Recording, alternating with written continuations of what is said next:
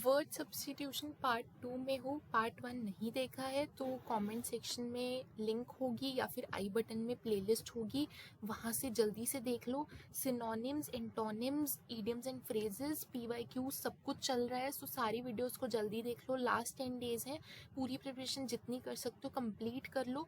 And बहुत छोटी videos हैं, 10-10 मिनट्स में आपकी कंप्लीट रिविजन हो जाएगी, राइट। सो इसके बाद वर्ड सब्स्टिट्यूशन के बाद आपको कौन सी वीडियोस चाहिए? अगर आप चाहते हो कि मैं आपके लिए स्पॉटिंग द एरर्स यानी एरर डिटेक्शन टॉपिक भी लेकर आऊँ तो मुझे बता देना। काफ़ी ज़्यादा फेयर्ड टॉपिक है, काफ़ी लोग डरते हैं इस टॉपिक से कि हमारे क्वेश्चंस गलत होते हैं, यहाँ पर कहाँ नो एरर लगेगा, कहाँ क्या होगा, तो मुझे बता दो, मैं आपके लिए उसकी भी वीडियोज़ ले आऊँगी एंड कॉम्प्रिहेंसिव तैयारी करेंगे उसकी भी। जो भी रूल्स लगते हैं साथ में वो भी करवा दूंगी और बहुत सारे क्वेश्चंस प्रैक्टिस करवाऊंगी, एक दो से काम नहीं चलेगा। सो मुझ पर छोड़ दो अपनी इंग्लिश की preparation and let's start with today's video. बस कमेंट कर देना आपको जो भी वीडियोस चाहिए, इसके अलावा कोई टॉपिक और है जो मैं मिस कर रही हूँ या कुछ और बनाया जा सकता है जो अभी आपकी प्रेजेंट नीड है। किसी भी सब्जेक्ट को लेकर मैथ्स रीजनिंग की वीडियोस भी आ रही हैं, so you should definitely check them out. तो मुझे बता देना कॉमेंट्स में। सो आज का जो 41st है, अभी हमें 85 तक जाना है, ठीक है। लास्ट में 40 तक कर लिए थे, अब 45 और करेंगे हम एंड कंप्लीट करते हैं इस टॉपिक को, वर्ड सब्स्टिट्यूशन को। अ नंबर ऑफ शिप्स, इसको बोलते हैं फ्लीट, फ्लीट ऑफ शिप्स कहते हैं ना, जिसे बहुत सारी शिप्स एक साथ, इकट्ठ शिप्स का। A test in which cells from diseased organs are remove and tested, यानी बायोप्सी। तुमने सुना बायोप्सी बहुत कॉमन वर्ड है ना, कि सेल्स को निकाल लिया जाता है, जिन ऑर्गन्स पर डिजीज हो जाते हैं उन्हें रिमूव कर लिया जाता है, फिर टेस्टिंग के लिए रख लिया जाता है, दैट इज बायोप्सी। नेक्स्ट है a foreigner who settles in a country, मतलब जो दूसरे देश है, जो हमारे देश से जाते हैं वो एमिग्रेंट होते हैं, EMIGRANT। और जो हमारे देश में आकर दूसरे कंट्री से लोग आते हैं और सेटल हो जाते हैं उन्हें इमिग्रेंट बोलते हैं, IMMIGRANT।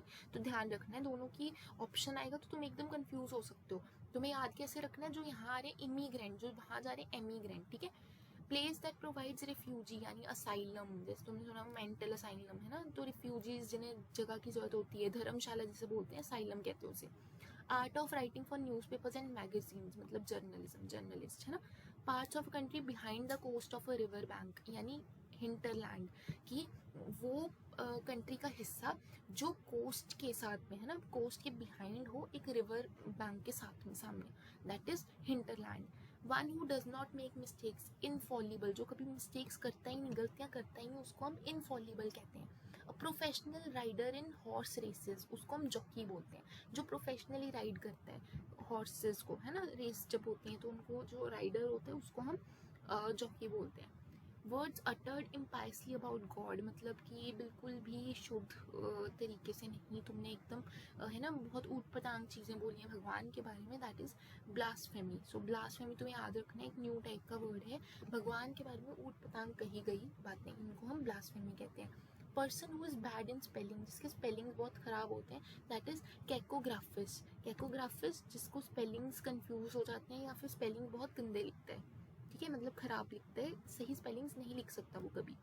Small room in a big house, hotel, ship etcetera with glasses, dishes, spoons, food etcetera are kept, that is pantry. अब तुमने सुना ट्रेन में भी पैंट्री होती है, वहाँ पर खाने का सामान, स्पून्स, डिशेस, जो खाना लगता है खाने के लिए वो सब रखा जाता है। स्टोरेज प्लेस जो होती है, एक स्मॉल सा रूम होता है, छोटा सा कमरा होता है, किसी होटल में हो सकता है, शिप, ट्रेन में, किसी बड़े से घर में, that is pantry.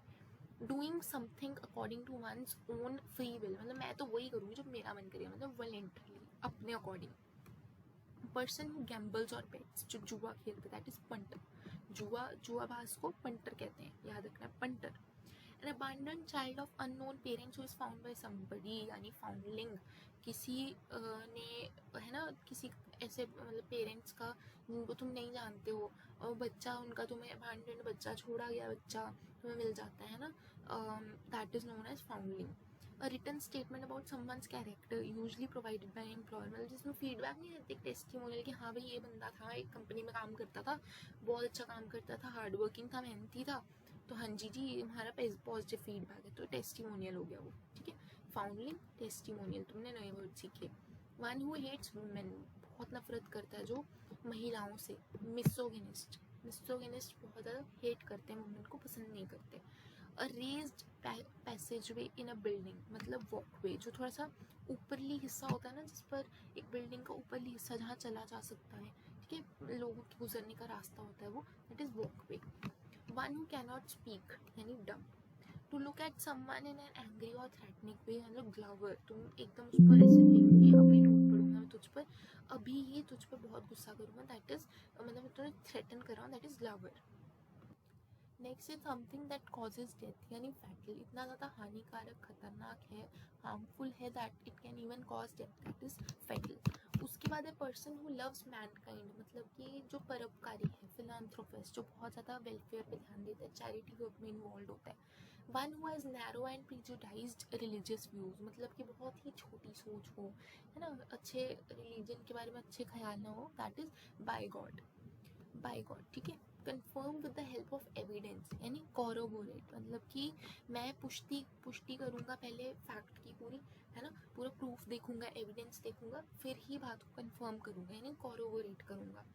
Time between midnight and नून, इसको हम बोलते हैं एंटी मेरिडियन, इसको हम क्या बोलते हैं, anti meridian. Fear of height, acrophobia, acrophobia जिनको ऊंचाई से, हाइट से बहुत डर लगता है। Feeling inside you which tells you what is right and what is wrong, मतलब कंसाइंस, तुम्हारी जो अंतरात्मा है तुम्हें बता देती है, कंसाइंस बोलते हैं इसको, जो तुम्हें बताती है कि क्या चीज़ सही है क्या चीज़ गलत है। लॉस ऑफ मेमोरी मतलब एमनीशिया, मतलब अपनी याददाश्त को भूल जाना, that is amnesia. System of naming things यानी नॉमेनक्लेचर, ये तुम केमिस्ट्री में भी पढ़ते थे ना, नॉमेनक्लेचर, आयुपैक नॉमेनक्लेचर, ये सिस्टम ऑफ नेमिंग थिंग्स, इसको हम नॉमेनक्लेचर बोलते हैं। अ क्यूर फॉर ऑल डिजीजेस यानी पेनेशिया, मतलब कि ये हर डिजीज़ का मरहम है, हर डिजीज़ को ठीक कर सकती है, Panacea. Post with little work but high salary यानी साइनेक्योर, मतलब कि बहुत कम काम है पर सैलरी तुम्हें बहुत ज़बरदस्त बढ़िया मिलेगी, इज साइनेक्योर। पर्सन हु राइट्स डेकोरेटिवली, मतलब कि कैलीग्राफर, जो बहुत सुंदर सुंदर इन राइटिंग में नहीं लिखते, तुमने वीडियोस देखी होंगी, तुम देखते हो कैलीग्राफी, है ना, कैलीग्राफी पेन्स भी आते हैं, तो बहुत सुंदर सुंदर सजा सजा के जो लोग लिखते हैं उनको कैलीग्राफर्स बोलते हैं। A woman with dark brown hair, brunette, जिसके डार्क ब्राउन हेयर हो, एक वुमेन के, औरत के, महिला के जिसके डार्क ब्राउन हेयर हो, उसको हम ब्रूनेट बोलते हैं। Action of looking within और into one's own mind, introspection, मतलब अपनी सेल्फ अवेयरनेस चेक करना, है ना, अपने आप को, अपने माइंड को समझना, अपनी अंदरूनी जो है भावनाओं को समझना, अपने करेक्ट या रॉन्ग डिसीजंस लिए उनको समझना, है ना, अपने अपने खुद के मन में झांकना, that is introspection, self introspection, खुद। One who is dabbler in arts, science और लिटरेचर, जो डैबलर है आर्ट, साइंस और लिटरेचर में, दैट इज डायलिनेट, ठीक है। नेक्स्ट है स्टिल एग्जिस्टिंग एंड नोन यानी एक्सटेंट, एक्सटिंक्ट तो होता है जो खत्म हो चुका है, वैनिश हो चुका है, बट एक्सटेंट होता है जो अभी भी है और जिसको जानते हैं लोग। हाईएस्ट पॉइंट को हम जेनिथ बोलते हैं, zenith is the highest point. Release of a prisoner from jail on certain terms and conditions, ऐसे कि नहीं छोड़ा गया, कुछ टर्म्स एंड कंडीशंस, जैसे कि वो कंट्री से बाहर नहीं जा सकता, शहर से बाहर नहीं जा सकता, उसे अटेंडेंस लगानी होगी जेल में आपके हर हफ्ते, that is parole, payroll.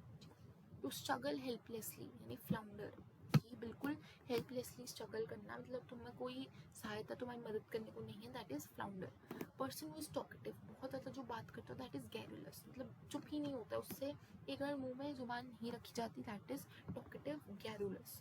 One who cuts precious stones, that is lapidist, जो बहुत ज़्यादा कीमती पत्थरों को काटता हो, ठीक है, उनको लेपिडिस्ट कहते हैं। स्पेशलिस्ट ऑफ किडनी यानी नेफ्रोलॉजिस्ट, नेफ्रोलॉजिस्ट वो होते हैं जो किडनी के स्पेशलिस्ट डॉक्टर्स होते हैं। थिक स्किन्ड एनिमल्स यानी पैकीडर्म, पैकीडर्म्स वो होते हैं जो बहुत ही मोटी स्किन के एनिमल्स होते हैं, उनकी स्किन बहुत ज़्यादा मोटी होती है, थिक होती है। Person who is always dissatisfied यानी माल कंटेंट, मतलब इसको कुछ भी कर लो, कितना मर्जी खुश कर लो, कितनी एफर्ट्स डाल लो, कितनी जान लगा लो, बट वो हमेशा डिससेटिस्फाइड रहेगा, हमेशा डिसकंटेंटेड रहेगा, हमेशा माल कंटेंटेड रहेगा। अ फ्यूनरल बेल यानी नेल, जो कि फ्यूनरल पर बेल बजाई जाती है ना, उसको हम नेल बोलते हैं।